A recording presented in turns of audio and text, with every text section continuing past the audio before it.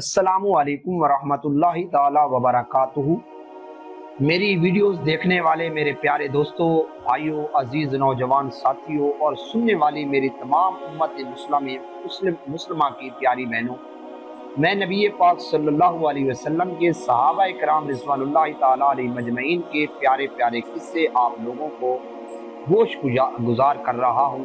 आप इनको ज़रूर सुनिएगा, पूरा सुनिएगा और फिर अपने अंदर गौर व फिक्र कीजिएगा कि हमारी मोहब्बत नबी पाक सल्लल्लाहु अलैहि वसल्लम से कितने फीसद है, कितने परसेंटेज पर है। और फिर उनकी मोहब्बत भी देखिएगा जिन्होंने सारी तकलीफ़ें सह कर भी ना कलमा छोड़ा, ना नबी पाक सल्लल्लाहु अलैहि वसल्लम की मोहब्बत छोड़ी। आइए मैं आपको एक और सहाबी रसूल हज़रत ख़ब्बाब रज़ियल्लाहु ताला अन्हु का किस्सा सुनाता हूँ।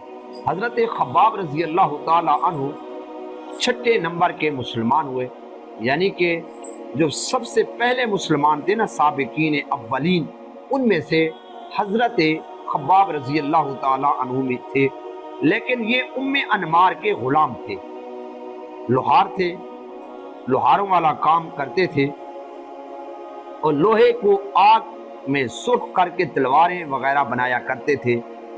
और बवजह गुलाम होने के आप अपनी सारी जम्मा पूंजी जो है ना, आप अपने आका उम्मे अनमार को दे देते थे। तो जब नबी पाक सल्लल्लाहु अलैहि वसल्लम ने रब की तौहीद की सदा बुलंद की मक्का की धरती पर, तो ये बंदा भी मुसलमान होने की देर थी, उम्मे अनमार ने जुल्म और तशद्दुद की पहाड़ इसके ऊपर गिरा दिया। जब ये भट्ठी पर काम कर रहे होते तो वही सुर्ख सलाखें उठाकर इसके सर को दाग देते। क्या हम पर भी कभी ऐसी तकलीफ आई? हमने कभी सोचा भी है? हमने कभी ऐसी देखी भी है?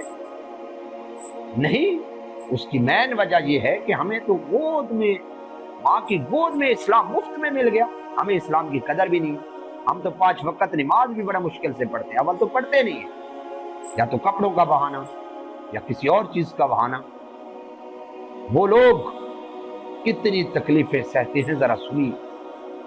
और फिर वो उम्मे अनमार मक्का के औबाश लड़कों को बुलाकर इसको लोहे की जिरा पहनाकर हर्रा की तपती जमीन के ऊपर लटा देता और लड़कों को कहता कि मारो इसको, बहुत मारते थे। और फिर ये कहते थे कि मा तक़ूलु फी मोहम्मद, मोहम्मद के बारे में तुम्हारा क्या ख्याल है सल्लल्लाहु अलैहि वसल्लम।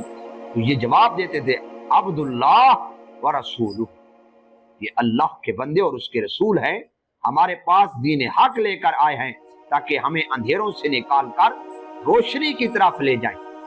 इसका जवाब सुनकर गुस्सा और तेज हो जाता और मजीद ये सजा में इजाफा कर देते थे। और फिर सवाल होता था वमा तक़ूलु फिल लात वल उज़्ज़ा, लात और उज़्ज़ा के बारे में आपका क्या ख्याल है? तो ये जवाब देते कि ये तो सिर्फ बुत हैं, बहरे हैं, गूंगे हैं, अंधे हैं, ना नफा दे सकते हैं ना नुकसान दे सकते हैं, इनके इख्तियार में कुछ भी नहीं है। जैसे आजकल कब्रों वाले के इख्तियार में कुछ भी नहीं है, लेकिन हमारी अक्लों पर पर्दा है, हम समझ नहीं सकते। इसी तरह वो बुत थे, पत्थरों के बुत थे, कुछ भी नहीं कर सकते थे। तो ये जवाब सुनकर और बहुत ज्यादा मारते थे। एक दफा तो ऐसा हुआ कि हजरत ख़ब्बाब भट्ठी पर काम कर रहे थे, अंगारे दुख रहे थे और कुफारे मक्का ने आपको पकड़ कर इन्हीं धकते अंगारों पर लिटा दिया और सीने पर वजनी पत्थर रख दिया। हत्ता के आपकी तकलीफ बहुत ज्यादा हो गई। अंदाजा लगाइए, अंगारों पर लटाकर ऊपर वजनी पत्थर रख देना, इतनी चीखो पुकार की होगी हजरत ख़ब्बाब ने। लेकिन अल्लाह की कसम, आपकी सारी कमर तो जल गई, अंगारे तो बुझ गए, लेकिन नबी पाक सल्लल्लाहु अलैहि वसल्लम की ना मोहब्बत में फर्क इसने आने दिया, ना अल्लाह का कलमा इसने। और इस जली हुई कमर के साथ ये नबी पाक सल्लल्लाहु अलैहि वसल्लम के पास आए और कहने लगे या रसूल अल्लाह, आखिर ये मसाइब के दिन कब कटेंगे? नबी पाक सल्लल्लाहु अलैहि वसल्लम उठकर बैठ गए और फरमाया ख़ब्बाब, अभी इतनी जल्दी घबरा गए?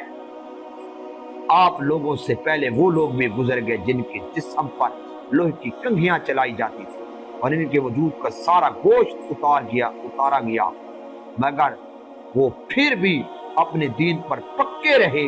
और ऐसे लोग भी गुजर गए जिनके सर पर आरा तरह آرا چلا دیا جاتا تھا اور ان کے پورے جسم کو 2 حصوں میں پھاڑ دیا گیا، مگر پھر بھی ان کے پائے استقامت میں ذرہ برابر بھی کمی نہ آئی۔ نبی پاک صلی اللہ علیہ وسلم نے یہ تسلی دینے کے لیے حضرت خباب کو فرمایا تھا کہ آپ سے پہلے جو لوگ گزر گئے ہیں ان لوگوں کے ذرا حالات دیکھیے کہ وہ لوگوں نے ان کے ساتھ کیا کیا۔ تو یہ تھے حضرت خباب رضی اللہ تعالی عنہ کہ جنہوں نے ظلم و تشدد کے پہاڑ سہ کر بھی نہ نبی کی محبت میں فرق آنے دیا، نہ نبی کا کلمہ چھوڑا۔ اے اللہ ہمیں بھی سچی نبی پاک صلی اللہ علیہ وسلم کی محبت عطا فرما، آمین۔